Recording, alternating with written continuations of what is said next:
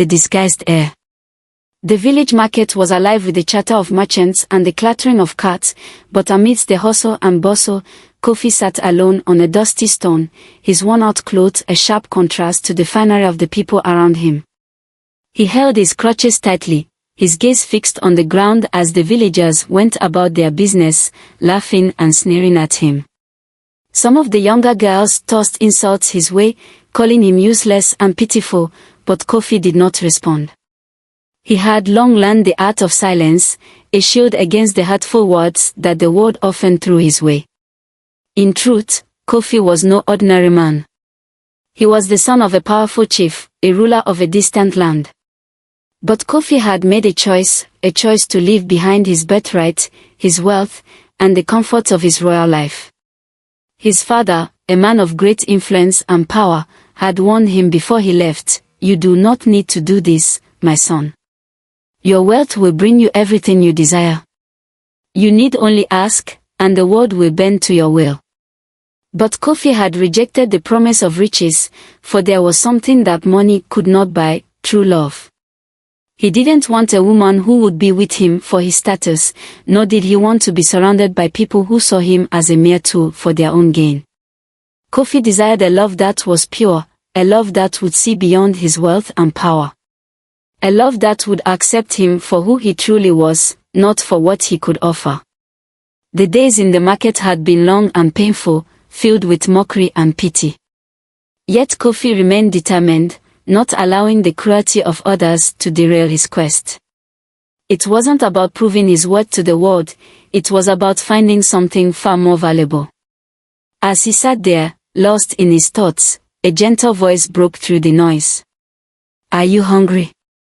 Kofi looked up, surprised. Before him stood a young woman, her eyes full of kindness and sincerity. She held out a small bowl of food, her expression not one of pity, but of genuine concern. Oma.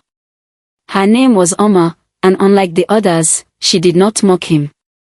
She saw him as a person, not a pitiable figure to be laughed at. Her kindness took Kofi by surprise. It had been so long since anyone had shown him compassion without expecting something in return. For a moment, he simply stared at her, unsure of how to respond. "Thank you," Kofi said quietly, his voice barely above a whisper. He reached out and took the food from her, his hands trembling slightly. Oma smiled at him, her eyes warm, and for the first time in a long while, Kofi felt a flicker of hope. Perhaps, he thought, this was the beginning of something real. Oma's kindness and the village's cruelty. Days passed, and Oma kept her promise to Kofi, visiting him each morning with a bowl of food and a kind word. She spoke to him like he was any other man, as though his crutches and rags were nothing more than a mere detail in the larger picture of his life.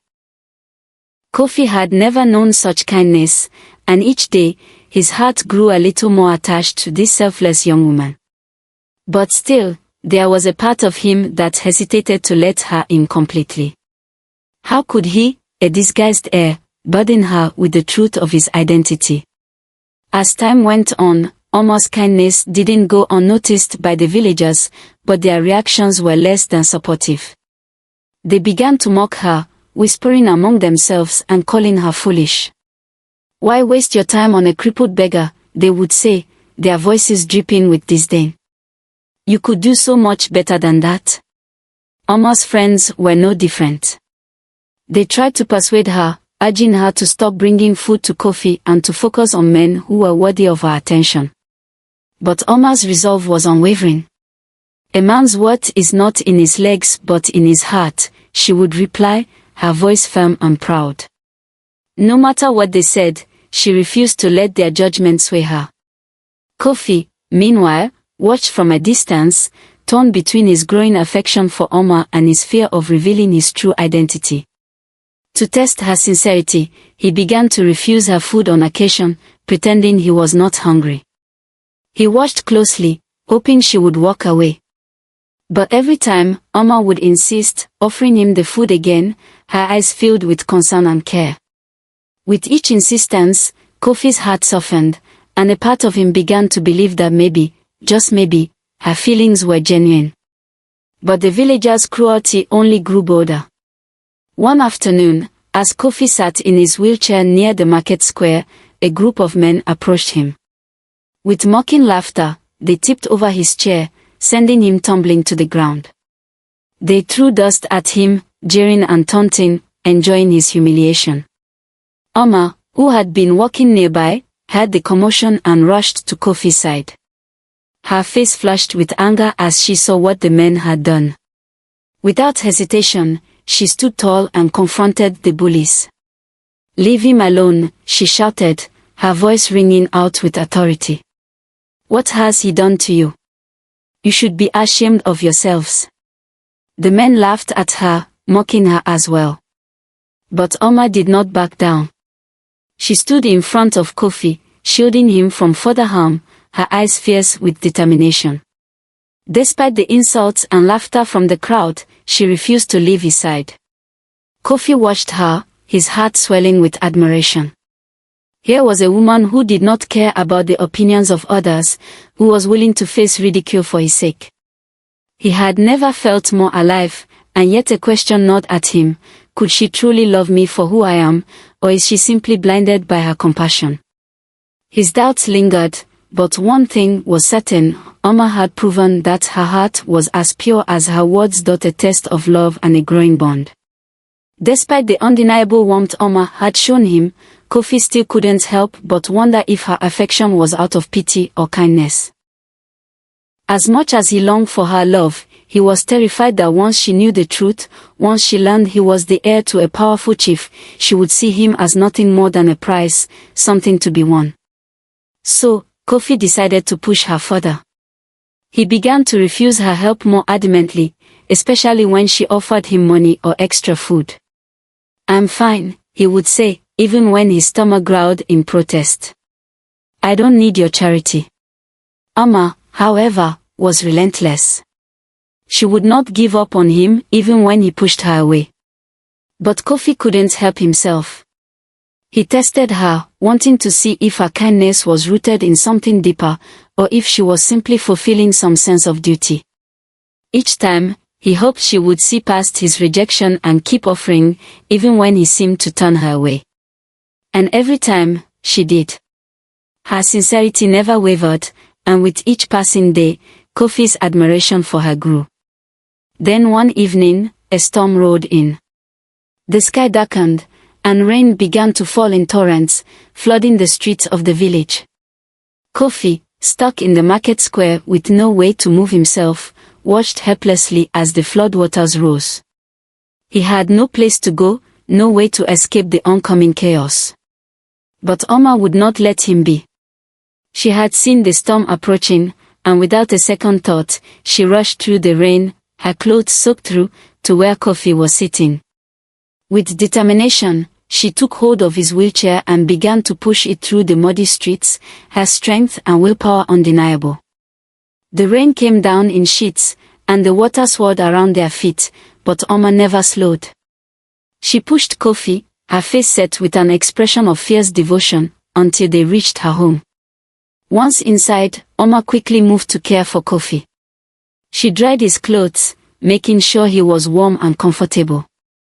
She prepared a hot meal, carefully feeding him with hands that trembled not from fear, but from the intensity of her feelings. Kofi sat there, stunned by her actions. The love and care she showed him were beyond anything he had ever experienced. She had risked her own safety to help him. She had brought him into her home and made sure he was taken care of. The weight of her love and devotion crashed down on him all at once. It was no longer just kindness, it was something deeper, something real. As Oma left him to rest for the night, Kofi struggled with guilt.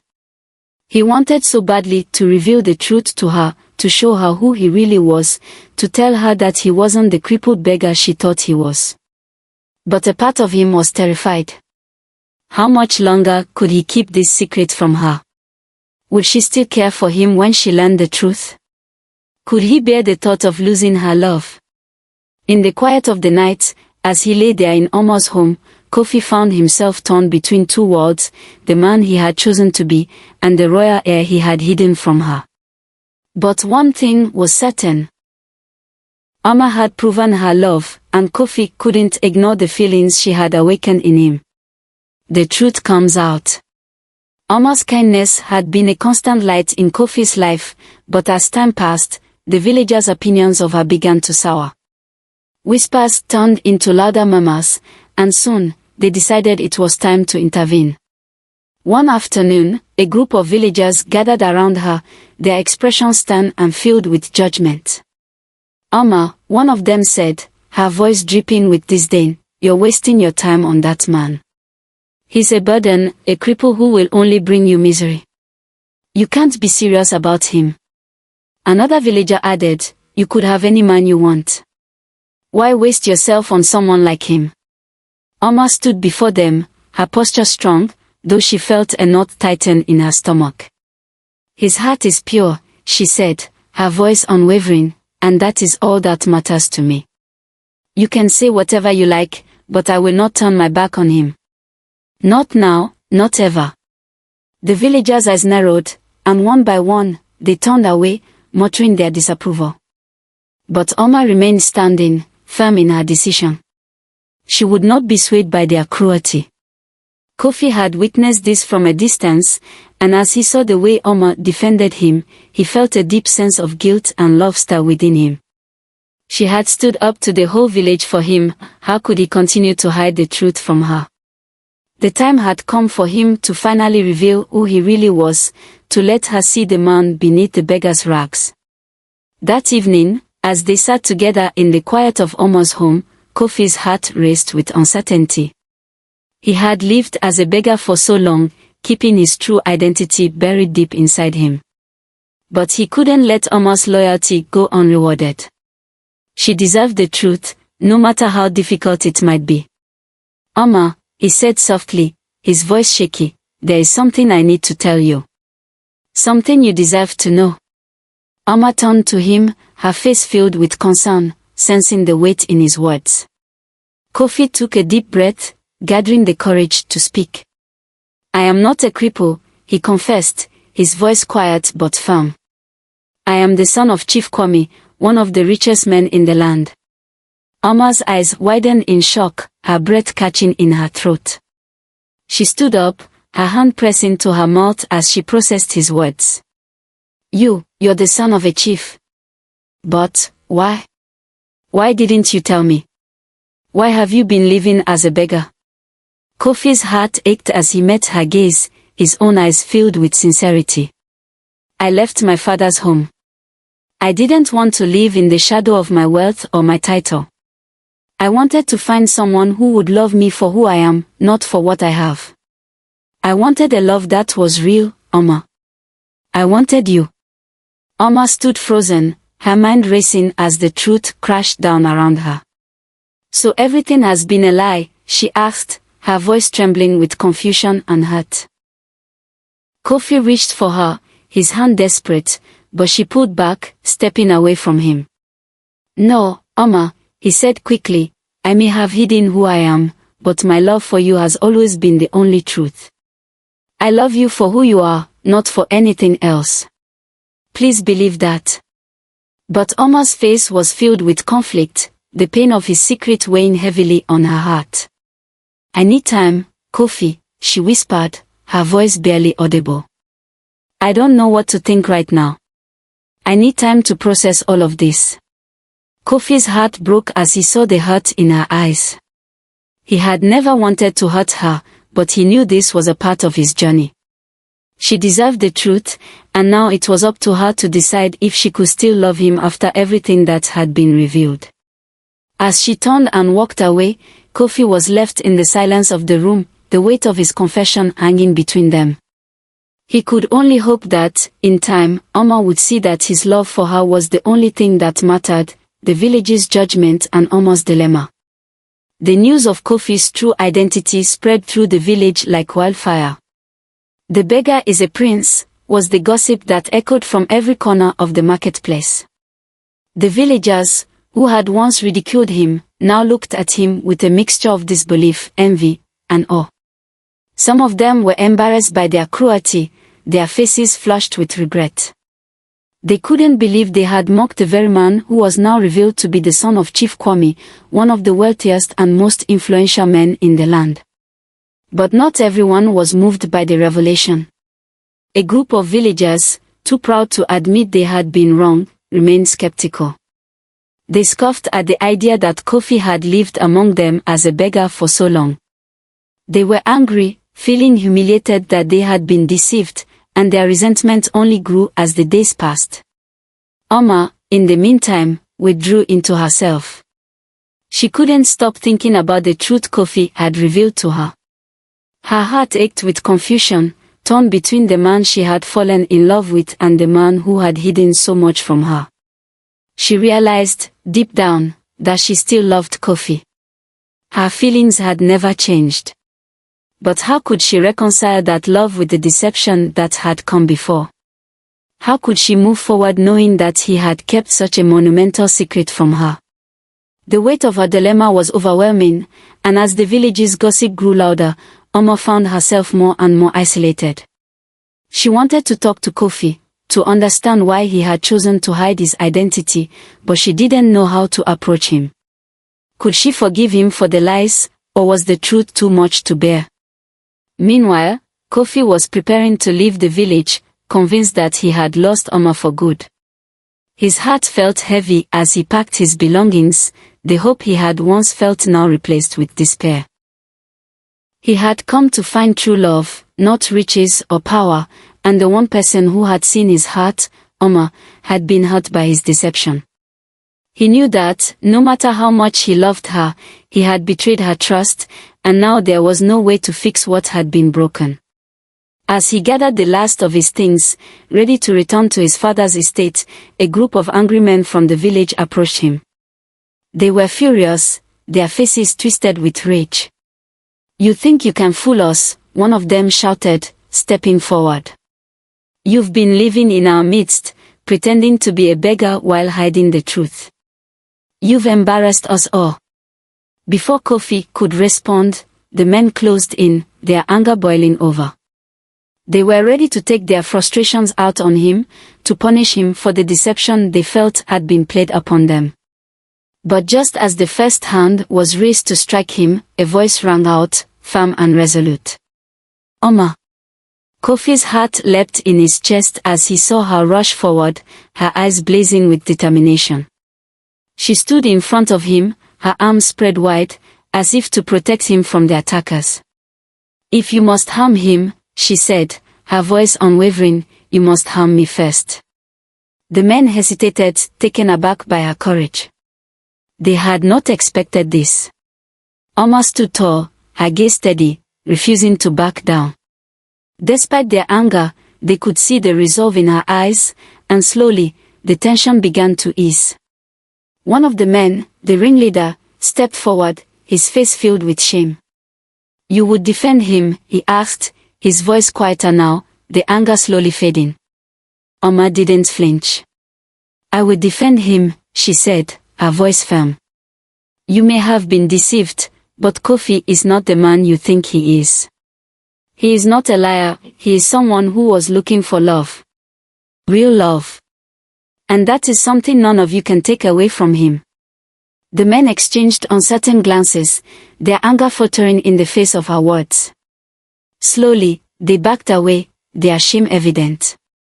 The confrontation had ended, but Oma's heart was still heavy. She had stood up for Kofi, but the storm inside her heart raged on. Could she truly accept the man he was, or had the weight of the lies been too much? Kofi stood behind her, his heart pounding in his chest, grateful for her defense but fearful of what would come next. He had thought he had lost her, but now he wasn't so sure. The battle for her love was far from over, and he knew he would have to prove that his feelings for her were as real as they had always been. Love triumphs and a grand reveal. Oma's heart was heavy, torn between the anger she had felt and the love she still held for Kofi. But as she stood there, watching him, vulnerable, waiting for her response, she realized that her feelings for him had never wavered. The truth, as painful as it was, didn't change what she had come to know about him. Kofi's wealth had never mattered to her, nor had his status. It was his heart, his kindness, his love that had always drawn her in. After a long silence, Oma took a deep breath and stepped closer to him. "Kofi," she said softly, her voice filled with emotion, "your wealth never mattered to me. Only your heart. I've always loved you for the person you are, not the title you carry." Kofi's eyes filled with gratitude and relief, his heart swelling with joy. Oma had forgiven him. Her love had triumphed over the deception, and for the first time in weeks, he felt like the man he had always wanted to be. "Will you come with me?" Kofi asked, his voice filled with hope. "Will you meet my family, Oma?" "My father, my home is yours as well, if you have it." Oma hesitated, the thought of stepping into his world, a world so different from her own, filling her with both excitement and trepidation. She had spent so much time in the village, among the people she had always known. But now, she realized that her place was beside Kofi, wherever that might be. "I'll go with you," she said finally, her voice steady. "But I don't know what to expect." With her acceptance, Kofi's heart lifted. He had feared that he had lost her forever, but now he had a second chance. Together, they set out for his father's grand estate, where a new chapter of their lives awaited. As they approached the estate, Oma felt overwhelmed by its grandeur. The towering walls, the sprawling gardens, it was a world of luxury and power that seemed so far removed from the life she had known. She could feel the weight of it pressing down on her, but Kofi was by her side, steady and reassuring. Upon their arrival, Kofi's family welcomed them with open arms. His father, Chief Kwame, greeted Oma with a warm smile, his eyes kind and wise. "You have a brave heart, Oma," he said, his voice deep and commanding. "It takes great strength to love someone for who they are, not what they have." Oma felt the sincerity in his words, and as she stood there, she realized that Kofi's family was not what she had feared. They weren't concerned with titles or wealth, they saw the same love that Kofi had shown her. The villagers, too, began to see the error of their ways. Word had spread that Kofi had returned with Oma, and many of those who had once mocked him now came to the estate, humbled by the sight of the love that had endured despite all the challenges. They saw how true love, built on kindness, sincerity, and patience, had triumphed over wealth and status. The lesson was clear: no man should ever be judged by his outward appearance. The day of Kofi and Oma's wedding arrived, and it was a celebration like no other. It was not just a union of two hearts, but a victory of love over judgment. Surrounded by family and friends, Kofi and Oma exchanged vows, their hands intertwined, their love stronger than any obstacle they had faced. As they stood together, ready to embark on their new life, Kofi's father, Chief Kwame, looked on with pride. "You have chosen wisely, my son," he said, his voice filled with pride. "This is a union built on truth, kindness, and patience, and I could not be more proud of you." And so, Kofi and Oma's love became a story that the village would never forget. It was a reminder that true love cannot be measured by wealth or status, but by the purity of the heart and the strength of the bond shared between two people. In the end, the village learned a powerful lesson: never judge a man by his outward appearance, for it is the heart that truly defines a person.